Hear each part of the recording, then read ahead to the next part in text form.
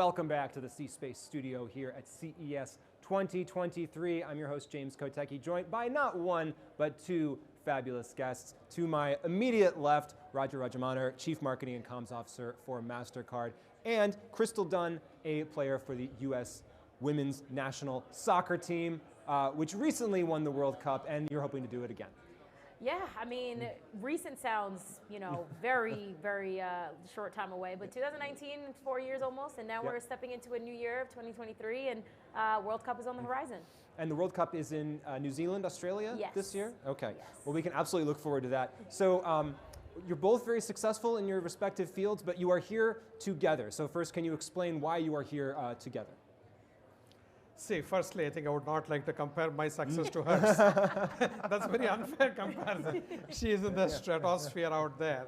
So, but on a serious note, firstly, as Mastercard, we are trying to not just market our own wares, but also do something good for the society in a genuine, authentic fashion.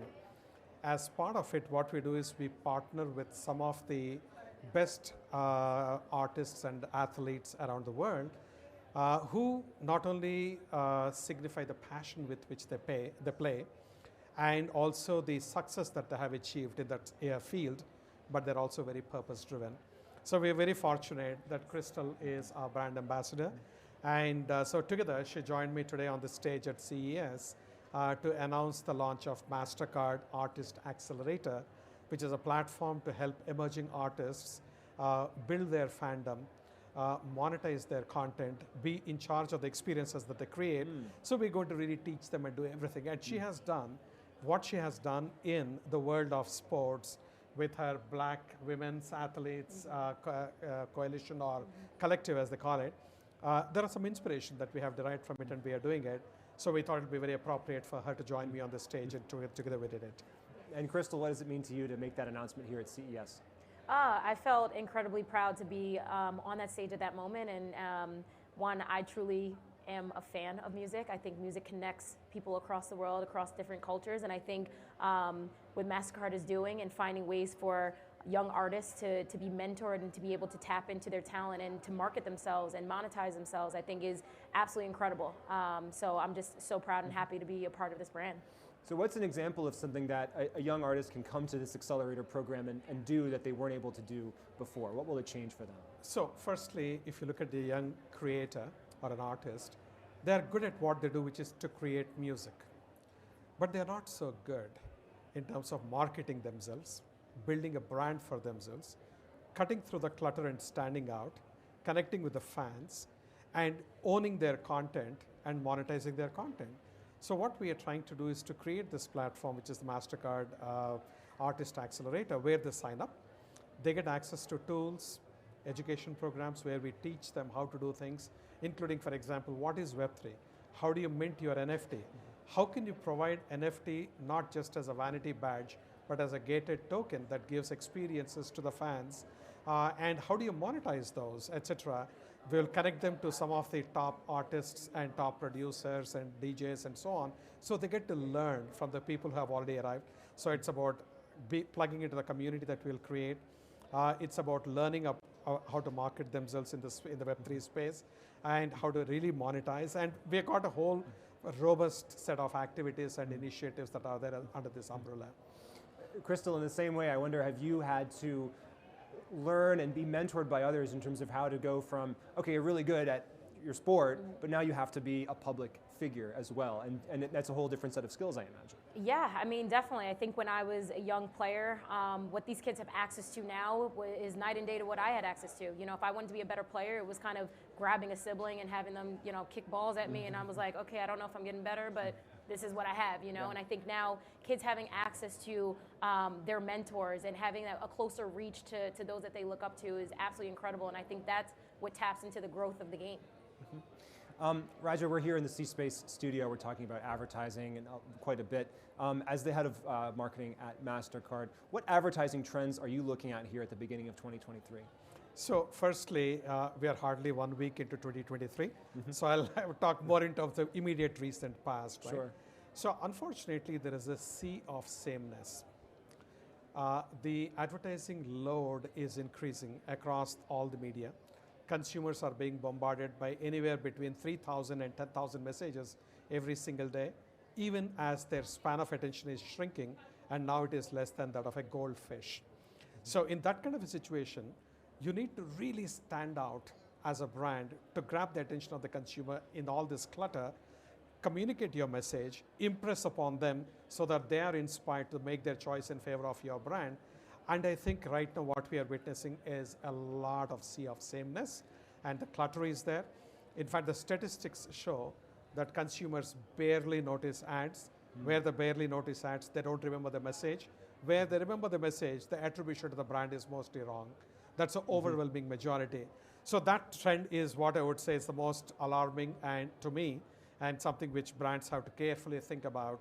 And if I can just state one quick thing at Mastercard, what we have done is we became a company more focused on experiential marketing than advertising-led marketing, precisely for this reason. Talk about experiences. A lot of something people are wondering about here in C-Space and beyond at CES is how people are going to be experiencing the metaverse. Is that even the right term to use? We've been talking about it for a few years now. It's increasingly top of mind for folks. I want to ask you both about that.